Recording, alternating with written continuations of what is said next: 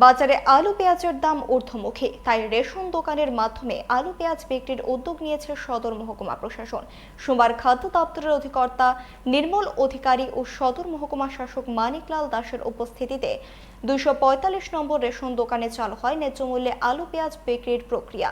সদরে মোট 5টি সেন্টার খোলা হয়েছে, তাতে আলু 35 টাকা এবং পেঁয়াজ 42 টাকা কেজি দরে বিক্রি করা হচ্ছে বলে জানান আমাদের যে আলু পেঁয়াজ এবং রসুনের ব্যবসায়ী সমিতি, ওনারা এই ক্রাইসিস সিজনে, ক্রাইসিস মানে ম্যাটেরিয়ালসের ক্রাইসিস মানে ঊর্ধ্বমুখী দামের যে একটা শোনা যাচ্ছে, এই সময়ে ওনারা এগিয়ে এসেছেন এবং এখানে কাউন্টার খুলতে আমাদেরকে সাহায্য করেছেন এবং ওনারা যা তৎপরতা করছেন সত্যি জনগণের সুবিধা হবে।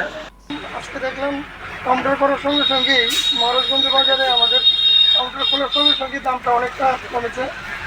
আমাদের কাউন্টারে 35 টাকা নির্ধারিত ছিল আলু, কিন্তু আমরা 33 টাকা করে দিতে পারছি 3 কিলো আলু 100 টাকা, এবং পেঁয়াজ দেওয়া আছে 42 টাকা আর কিলো।